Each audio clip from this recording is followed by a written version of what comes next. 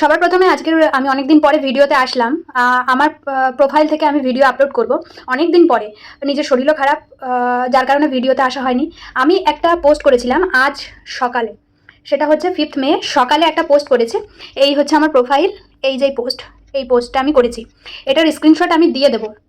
তো এই পোস্টের কমেন্টে আমারই নিজেরই সোকল্ড কিছু ফ্রেন্ড, বলবো সোকল্ড কিছু ফ্রেন্ড, আর অচেনা মানুষ তো আছেই, তাদের কথা আমি বাদই দিলাম।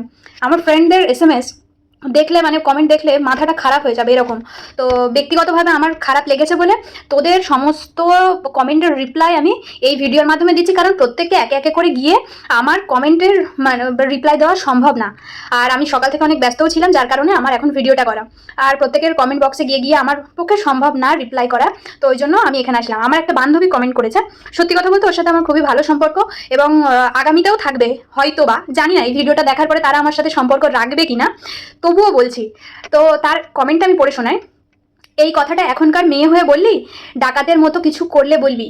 তুই চাস না বেকারদের জব? চাস না মেয়েরা সেফ থাকুক, রেপ বন্ধ হোক, স্কুলগুলো আবার চালু হোক, সব ধরনের দুর্নীতি চলে যাক? আজ আমাদের ইন্ডিয়া কত এগিয়ে, আমেরিকা পর্যন্ত ভয় পেয়ে গেল। এছাড়া আরও অনেক কিছু লিখেছে। কমেন্টগুলো আমি সেগুলো স্ক্রিনশট দিয়ে দেবো ভিডিওর সাথে। এবং আরও একটা কমেন্ট করেছে, তোরা ভাবিস জয় শ্রীরাম বলে বলে মুসলিমদের তাড়িয়ে দেবে?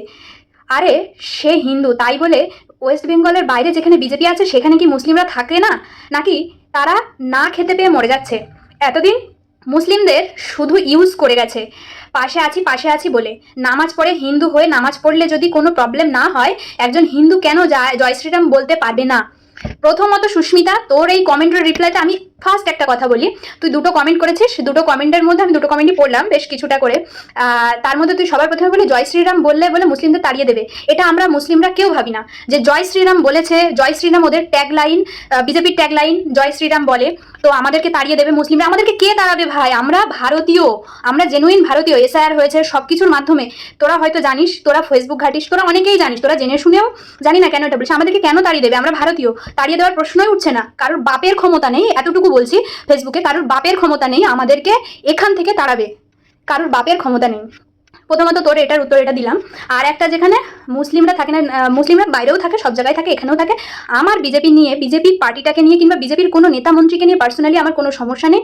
কোনো জয় শ্রীরাম বলে ট্যাগলাইন ওটা ওদের, ওটা নিয়েও আমার কোনো সমস্যা নেই, বিশ্বাস কর, এটা নিয়েও আমার কোনো সমস্যা নেই।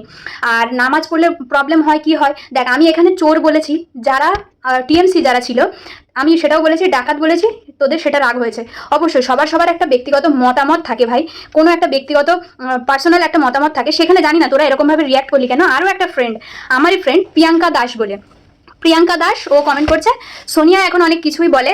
এই তো সেদিনও বলছিল বিজেপির কোন নাটক কি রাজনীতি কিছু বোঝে না, কোনো কেন ভোটে দাঁড়িয়েছে মানুষের বিভ্রান্ত করতে। আমার কিন্তু ওই অভয়ার মাকে নিয়ে যেই পোস্টটা ছিল, ওই পোস্টটা এ কারণে ছিল যে এরকম না যে উনি বিজেপির হয়ে কেন দাঁড়িয়েছে, ওনার দাঁড়ানো উচিত হয়নি, কেন বিজেপির হয়ে দাঁড়িয়েছে, একদমই আমার কিন্তু ওই পোস্টের কারণ ওটা ছিল না। ভালো করে পোস্টটা দেখ আরও একবার, দেখলে তোরা বুঝতে পারবি যে ওই পোস্টটা কী কারণে আমি করেছিলাম। আমার ব্যক্তিগতভাবে ওই মানুষটার উপরে কোনো রাগ নেই, কিংবা বিজেপি পার্টির উপরেও কোনো রাগ নেই। আমি আরও একবার বলছি তোদেরকে, আমার একদমই প্রিয়াঙ্কা, বিশেষ করে তুই এই কমেন্টটা করলি, তোকেই উদ্দেশ্য করে বললাম। ওই যে পোস্টটা করেছিলাম, ওই পোস্টটা আরেকবার একটুখানি দেখ, পুরোটা পড়লে বুঝতে পারবি। আমি এছাড়া আর কিছু বলবো না, ওইটা নিয়ে আমি আর কোনো কিছু বলবো না। তোকে একটাবার রিকোয়েস্ট করলাম যে ওই পোস্টটা একবার পড়, যে শেষে কি লেখা ছিল, উনি কেন ভোটে দাঁড়িয়েছে, কি কারণে ভোট কাটার জন্য, এই সেই, আমার কিচ্ছু না, আমি কিচ্ছু বলছি না। আরও একটা তুই লিখেছিস, একসাথে স্কুলে পড়তাম। হ্যাঁ অবশ্যই, তখন কোনো ভেদাভেদ ছিল না, এখনও ভেদাভেদ আমরা মনে করি না, তোরা মনে করিস। এটা তোরা মনে করিস যে ভেদাভেদ হয়ে গেছে, হিন্দু মুসলিম এই ব্যাপারগুলো এসে গেছে, কিন্তু আমি আগেও মনে করতাম না, আর না এখন মনে করি, যেটা সত্যি কথা। কিন্তু তোদের মধ্যে অনেকের মধ্যেই দেখি বিভিন্ন কথাবার্তা, এটা সেটা, তো দেখলেও আমি কখনো কিন্তু মানে সেটা সামনে ফোকাস করি না, যেটা তুই এই কমেন্টের মাধ্যমে করলি। অনেক খারাপ লাগলো, কারণ আজও পর্যন্ত আমি জানি না আমাকে দেখে তোদের কি মনে হয়েছে, কিংবা আমার সঙ্গে সামনাসামনি অনেকবার দেখা হয়েছে, একসাথে স্কুলে পড়েছি, আমরা ওঠা বসা করেছি একসাথে, জানি না কি দেখে তোদের এটা মনে হলো। আর বাকি আরো অনেকে কমেন্ট করেছে, কিন্তু সুস্মিতা আর প্রিয়াঙ্কা, তোদের দুজনের কমেন্টের রিপ্লাই কেন দিলাম জানিস? কারণ কি বলতো, ওই যে লিখলি না, ছোট থেকে একসাথে পড়াশুনো করেছি, অনেকটা টাইম একসাথে কাটিয়েছি, ওই জন্য তোদের কমেন্টটা বেশি লাগলো রে। তোরা এরকম চিনলি আমার বিজেপি নিয়ে কোনো রকমের যে আমার টেনশন কিংবা কোনো কিছু আমাদেরকে তাড়িয়ে দেবে? আরে ভাই, কার ক্ষমতা তাড়িয়ে দেবে? দিক না, দেখি, আমরাও একটু দেখতে চাই যে কার কত ক্ষমতা আছে, একটু দেখি। আর হচ্ছে কি, তোরা বলছিস না যে ডাকাত বলেছি বলে তোদের খুব রাগ হয়েছে, তাই না? তো শোন, ডাকাত কেন বলা হয়েছে সেটা গতকাল বিকাল 3টার পর থেকে আর আজও পর্যন্ত, এই আমি এখন ভিডিও করছি 7:14 বাজে, এই 7:14 পর্যন্ত এতক্ষণে নিউজ চ্যানেলগুলো দেখ, তুই ফেসবুকে নিউজ ফিডগুলো দেখ, বিভিন্ন যে সমস্ত চ্যানেলগুলো আছে বিভিন্ন জায়গাতে তোরা একটুখানি দেখ যে ওরা বিজেপি যেই পার্টিটা, ওরা শুধুমাত্র ধর্মকে টার্গেট করে কতগুলো মানুষের জীবন মানে নষ্ট করছে। শুধু মানুষের জীবন এরকম না, ওরা টিএমসির যেই দলীয় কর্মকর্তা তাদের উপর ব্যক্তিগত রাগ থাকতেই পারে, ঠিক আছে, নর্মাল ব্যাপার। ব্যক্তিগত রাগের থেকে মারছে এ করছে, ঠিক আছে, নর্মাল ব্যাপার না, তাও তোদের কারণে বলছি নর্মাল ব্যাপার, ঠিক আছে, নর্মাল ব্যাপার, সব গেল। কিন্তু কি করে এইটা হয় যে কয়েক ঘন্টার মধ্যেই কোনো একটা জায়গার নাম, কোনো একটা মানুষ 72-73 বছর বয়স, সেই মানুষটা সে জন্ম থেকে সে দেখছে ওই জায়গাটার নাম অমুক, আমি উদ্দেশ্য আর করছি না কারণ এটা করা ঠিক হবে না, সেই জায়গাটার নাম ইনস্ট্যান্ট চেঞ্জ হয়ে গেল, ইনস্ট্যান্ট চেঞ্জ হয়ে গেল। তাও কি ভেঙে চুরে বিজেপি ভাঙতে পারে, গড়তে পারে না? পারবে, নিশ্চয়ই পারবে, তোদের মতানুযায়ী পারবে। এবং আমরাও আশা রাখি, সত্যি আমরাও আশা রাখি যে ভালো কিছু হোক। শ্রমিক ভট্টাচার্যের একটা বক্তব্য আমি শুনলাম, শ্রমিক ভট্টাচার্য আমাদের বসিরহাটে ভোটে দাঁড়িয়েছিলেন উনি বিজেপির হয়ে, তো শ্রমিক ভট্টাচার্যের একটা বক্তব্য আমি শুনলাম, খুব ভালো লাগলো। ওনার যে বক্তব্য ওই রকম মতাদর্শের উপর চললে বিজেপির প্রত্যেকটা নেতা মন্ত্রী, তাহলে আশা করা যায় আগামী দিনগুলো সত্যি ভালো হবে, আগামী দিনগুলো সত্যি অনেক ভালো হবে প্রত্যেকটা মানুষের জন্য। আর আমরা কখনো ওরকম ধর্ম বিভেদ করি না যে জয় শ্রীরাম বলে, জয় শ্রীরাম বলে তো কি হয়েছে, আমরাও তো নারাই তকবীর বলি, নারাই তকবীর বলি, কিন্তু প্রত্যেকটা এক একটা সিচুয়েশন, আমরা এরকম নাই যে ঝামেলা বাঁধানোর জন্য কোনো হিন্দুর বাড়ির সামনে গিয়ে বলি। আর একটা কথা, হিন্দু ধর্ম আমরা ঘৃণা করি না, আমাদের ইসলাম ধর্ম হচ্ছে শান্তির ধর্ম, আমাদের ইসলাম ধর্মটা হচ্ছে শান্তির ধর্ম, যেখানে আমাদেরকে ছোট থেকে শেখানো হয়, বলা হয় যে অন্য ধর্মকে ছোট করা যাবে না, অন্য ধর্মকে আমরা কখনো ছোট করতে শিখিনি, আমাদের ছোট থেকে বলা হয় যে অন্য ধর্মকে ঘৃণা করা যাবে না, কোনো খারাপ কথা বলা যাবে না, নোংরা কথা বলা যাবে না, আমরা বলিও না আর আমরা সেটা মানিও। তো সুতরাং হিন্দু ধর্মকে সাপোর্ট করে বিজেপি, তো সেই জন্য বিজেপিকে আমরা সাপোর্ট করি না, দেখতে পারি না, কিন্তু এগুলো ভুল ধারণা তোদের। আরও একটা বান্ধবী রিম্পার সাথেও আমার খুব ভালো সম্পর্ক। তো রিম্পা এখানে বেশ কিছুটা কমেন্ট করেছে, অনেকটা লং কমেন্ট, আমি পুরোটা পড়ছি না, সময় নষ্ট, যারা দেখছে তাদেরও সময় নষ্ট। তো রিম্পার কথা হচ্ছে, যখন অভয়া কাণ্ড আরজিকর কাণ্ডটা হয় তখন কোনো কথা বলিসনি, চাকরি নেই তখন কোনো কথা বলিসনি, এছাড়াও আরও অনেক কিছু রিম্পা লিখেছে। সেখানে আমি একটা কথা বলতে চাই, জাস্ট একটা কথা, আমি নিজে শিক্ষিত বেকার, সেটা প্রত্যেকে জানে, আমার বান্ধবী যারা আছে, আমার ফ্রেন্ড সার্কেলে যারা আছে, আমি নিজে মানে প্রাইভেট সেক্টরে কাজ করে করে মানে এতটাই ফেড আপ হয়ে গেছি, আমি ওদের সাথেও এগুলো নিয়ে আলোচনা কিংবা কোনো না কোনো সময় হয়তো হয়েছে যে কী করবো, চাকরি বাকরি নেই, এই কাজই করছি। তো সেখানে দাঁড়িয়ে ও যদি আজকের এই কমেন্টটা করে যে চাকরি নেই, তখন চুপ ছিলি, আরজিকর কাণ্ড নিয়ে চুপ ছিলি, আমি চুপ ছিলাম না কখনোই, অন্যায়ের বিরুদ্ধে সবসময় কথা বলেছিলাম। আর একটা কি, টিএমসি যদি জিততো আমি নাকি বলতাম না চোর, আরও একজন কমেন্ট করেছে যে টিএমসি যদি জিততো তাহলে তো তুমি চোর বলতে না, তুমি কি চোর বলতে, এরকম কমেন্ট করতে?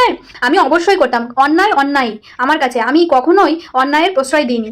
আর এটা হচ্ছে এরকম কমেন্ট, অজস্র কমেন্ট, নোংরা কমেন্ট, আমি তাদের কমেন্ট বাদই দিলাম, তোরা করতে থাক। আর ফ্রেন্ড লিস্টে যারা আছো এবং যারা আমার ফ্রেন্ড লিস্টেও নেই, যারা আমার এই ভিডিওটা দেখবে, তাদের কাছে আমার একটাই রিকোয়েস্ট, হাত জোর করে রিকোয়েস্ট করছি, এই যেই 3জন মেয়েদের নাম বললাম, রিম্পা, সুস্মিতা, প্রিয়াঙ্কা, এরা আমার খুব ভালো ফ্রেন্ড হয়, ছোটোবেলার ফ্রেন্ড, স্কুল ফ্রেন্ড, প্লাস এখনও ভালো বন্ধু হয়। তোমরা অনেকেই দেখছি ওদের কমেন্টের গিয়ে অনেক বাজে মন্তব্য করছো, রিপ্লাই করছো, যারা আমার ফ্রেন্ড লিস্টে আছো, কেউ আমার ফ্রেন্ড লিস্টে নেইও, তাদেরকে আমি বলছি তারা কোনো রকমের নোংরা কমেন্ট করো না। আমি আমার বক্তব্য সেখানে বলেছি, তারা তাদের বক্তব্য বলেছে, আমাদের নিজেদের মধ্যে ঝামেলা ক্রিয়েট করে কোনো লাভ নেই। আলটিমেটলি আমাদের কি হবে, যে যার মানসিকতা ওখানে আমরা দেখে দিচ্ছি, আমাদের কোনো প্রয়োজন নেই নোংরা একে অপরকে গালাগাল নোংরা কথা বলার। আমার কমেন্টে যারা নোংরা কমেন্ট করছে তাদের তো মাতৃ পরিচয় পিতৃ পরিচয় পাওয়াই যাচ্ছে, আমি তাদের কথা আর বললাম না, তারা উল্টে আমার মাতৃ পিতৃ পরিচয় খোঁজার চেষ্টা করছে, খুঁজতে থাকুক। আরও একজন কমেন্ট করেছে, আমি জানি না কাকুটার লোকেশন কোথায়, আমাকে কমেন্ট করছে, থ্রেট করছে, চুপ করে যা, না হলে কি হবে, চুপ করে যা, না হলে কিন্তু তোর খবর আছে। আমি কাকু আপনাকে বলতে চাই, বিশেষ করে আপনাকে বলতে চাই, আমার কি খবর আছে করে দেখান, এতটুকু চ্যালেঞ্জ আমি আপনাকে করছি, আমার কি খবর করে দেখাবেন, করে দেখান, এতটুকুই বললাম, ব্যাস। আর হচ্ছে বিজেপি ক্ষমতায় এসছে কি, টিএমসি এসছে কি, সিপিএম এসছে কি, অন্য কোনো পার্টি এসছে, আমার আইএসএফ এসছে কি, কোনো কেউ, আমার তাতে কোনো যায় আসে না। আমি এর আগেও বলেছি, আমি ব্যক্তিগতভাবে কোনো প্রকার রাজনৈতিক দলের সাথে যুক্ত নই, আগামীতেও হব না, কিন্তু অন্যায় দেখলে, খারাপ দেখলে, ভুল দেখলে আমি সেখানে বলবো।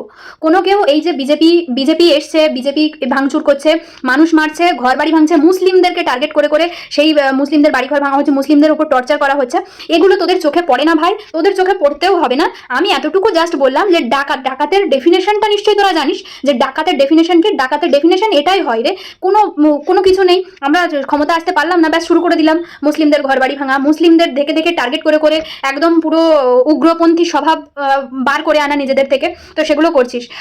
এই এই ভিডিওটা করার পরে অনেকে তার মাতৃপিতৃ পরিচয় দিয়ে দেবে, সে কোথায় মানে তার কিরকম ভাবে কি হয়েছে সেটা দেখিয়েই দেবে কমেন্টে। আমি আশা করছি তোরা কমেন্ট কর, তোদেরকে চেনা যাবে, কারা কারা আছিস এরকম চিন্তা ভাবনা নিয়ে তাদেরকে চেনা যাবে, জানা যাবে। এরকম করে করে আমি জানি না তমালি এই ভিডিওটা দেখবি কিনা, তমালিকেও হয়তো চিনিস মেবি, সুস্মিতা। তমালি বলে, তমালির সাথে আমার বেশ কিছুদিন সম্পর্ক উঠে গেছিল, কিন্তু ও লাস্ট টাইম বুঝেছে যে না, এটা যেটা করছি ভুল করছি। ও রিসেন্টলি আবার নিজে থেকেই কথা বলে। তো ব্যাপারটা এটাই, তার বাইরে গিয়ে কিছু বলবো না। রাজনীতি আমি তো করি না পার্সোনালি কোনো পার্টি, সেটা আমার নিশ্চয়ই পোস্ট দেখে বুঝেছিস। আর টিএমসিকে সাপোর্ট আমিও করতাম না, যে টিএমসিকে সাপোর্ট করেছি আমি, ওখানে টিএমসিকেও চোর বলেছি, কিন্তু সেখানে তোদের গায়ে লাগেনি, তোদের গায়ে লেগেছে বিজেপিকে ডাকাত বলাতে। ডাকাতকে ডাকাত বলেছি আর চোরকে চোর বলেছি, এটাতে কি বলতো ভয়ের কিছু নেই। এবার দেখ, তোদের উপরে ছেড়ে দিলাম, বন্ধুত্ব রাখবি কি বন্ধুত্ব রাখবি না। আমার কাছে কখনো হিন্দু মুসলিম এই ব্যাপারটা ছিল না। সবশেষে একটাই কথা বলবো, ভাই আমাদেরকে বাঁচতে হবে, আমাদেরকে থাকতে হবে, আমাদেরকে না খাটলে খাওয়া হবে না, আমাদেরকে কেউ ফ্রি খাইয়ে দিয়ে যাবে না, আমাদেরকে আয় করতে হবে, তবেই আমরা খেতে পাবো, ভালোভাবে থাকতে পারবো। সুতরাং একটাই কথা, নিজেদের মধ্যে ঝামেলা না বাঁধাই আমরা সেটাই বেটার। ঝামেলা ঝঞ্ঝাট না বাঁধিয়ে যতটুকু শান্তিপূর্ণভাবে থাকা যায়, উগ্রপন্থী ওদের মতো আমরা নাই করলাম, তাই না?